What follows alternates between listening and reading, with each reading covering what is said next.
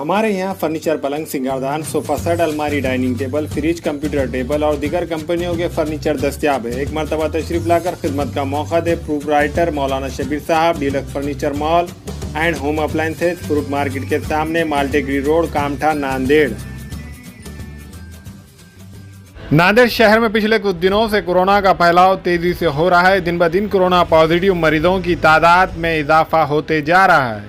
आज सरकारी अस्पताल के सिविल सर्जन ने कोरोना का अपडेट जारी किया है, जिसमें बताया गया है कि 1960 रिपोर्ट की जांच की गई है, जिसमें 719 मरीजों की रिपोर्ट पॉजिटिव आई है।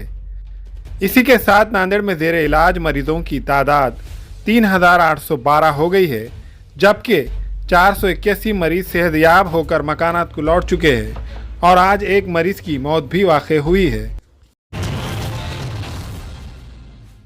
नांदेड़ में जो पिछले 8 जनवरी को एक घटना हुई, एक प्रकरण हुआ, एक ब्लास्ट हुआ, उसके सिलसिले में आज एक press conference popular front of India की जानिब से ली गई। इसमें बहुत सारी details popular front of India की जानिब से बताई गई कि घटना कैसी हुई थी, कितने तारीख को घटना हुई और पॉपुलर फ्रंट ने उसको किस दिन कंप्लेन किया और उसके एफआईआर किस दिन दर्ज हुई। ये बहुत सारी डिटेल्स आज बताई गई। और इसके जो इन्वेस्टिगेशन हो रही है, ये इन्वेस्टिगेशन बहुत स्लो हो रही है, इसलिए हमने पुलिस डिपार्टमेंट से डिमांड किया है कि इन्वेस्टिगेशन को उसको फास्ट किया जाए, या फिर ये एक अनलॉफुल एक्टिविटी होने की वजह से बम ब्लास्ट होना यानी कि अनलॉफुल एक्टिविटी है। अनलॉफुल एक्टिविटी होने की वजह से हमने पुलिस डिपार्टमेंट से डिमांड किया है कि इसको यूएपीए के तहत इसकी कार्रवाई की जाए, यूएपीए के एक्ट के तहत इसका सेक्शन लगाया जाए और कार्रवाई की जाए। बम ब्लास्ट है, आप ऐसा बम ब्लास्ट बोल रहे हैं? हमारा कहना ऐसा नहीं है बम ब्लास्ट है, हमारा कहना एक ब्लास्ट है। हो सकता है इसके पीछे कोई शरीयत हो और वहाँ पर जो डेटोनेटर जब्त हुए वो एक धमाके के लिए इस्तेमाल होते हैं। हो सकता है उसका इस्तेमाल धमाके के लिए किया जा रहा था, इसलिए उसकी जो जांच है आपके हिसाब से सही दिशा में जा रही है, ऐसा लग रहा है क्या? नहीं, हमको सही दिशा में जा नहीं रही, ऐसा लग नहीं रहा, और हमको ऐसा भी लग रहा है कि इसकी इन्वेस्टिगेशन बहुत स्लो हो रही है, इसलिए हम डिमांड की है कि पुलिस प्रशासन, ब्लास्ट छोटा हो या बड़ा हो, ब्लास्ट होता है, तो पुलिस को उसको हल्के में ना लेते हुए इसको सही इन्वेस्टिगेशन, स्पीड से इन्वेस्टिगेशन करनी चाहिए। नहीं, हमने तो किसी संगठन का नाम नहीं लिया, किसी व्यक्ति का नाम नहीं लिया, ना ओरली लिया है, ना ही हमने कंप्लेन में लिया है। उन्होंने हमको इन्वॉल्व किया है और इनडायरेक्टली उन्होंने खुद को इन्वॉल्व कर लिया इसके अंदर। अब तक हमने तो ऐसा कुछ नाम नहीं लिया, तो उन्होंने हमारा नाम लिया, इसके ऊपर हम क्या कार्रवाई कर सकते हैं देखेंगे। नांदेड़ की जनता को तो खासतौर पर ये संदेश देना चाहते हैं हम, क्योंकि पॉपुलर फ्रंट ऑफ इंडिया एक समाजी तंजीम है, समाज में बहुत सारे सोशल वर्क करती है।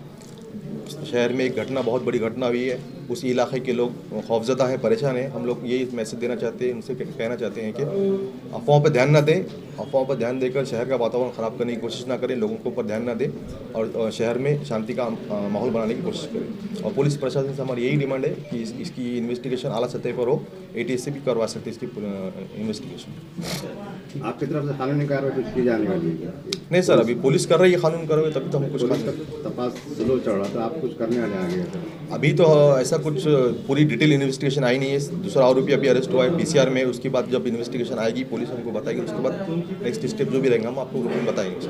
हम जो काम कर रहे हैं, समाज सेवा कर रहे हैं, और इस देश में जो फिस्ता ताकत काम कर रही है उसके खिलाफ हम आवाज़ उठाते हैं। हम इस देश के जो पिछड़े तबकात है, खासतौर पे SC समाज, ST समाज, आदिवासी लोग, इनके लिए आवाज़ उठाते हैं, इनके हक़ के लिए आवाज़ उठाते हैं। तो आज जो सरकार मौजूद है इस देश में, इनके खिलाफ जो आवाज़ उठाएगी तो उसको टारगेट करेगी। सीधी सी बात है, ये लोग हमको टारगेट कर रही है। अस्सलाम वालेकुम, मैं इमरान खान। हमें उम्मीद है कि आपको हमारा चैनल अच्छा लगता होगा। लेटेस्ट न्यूज़ के लिए देखते रहिए नांदेड़ उर्दू न्यूज़, और न्यूज़ के पसंद आने पर लाइक, शेयर और सब्सक्राइब करना ना भूलें।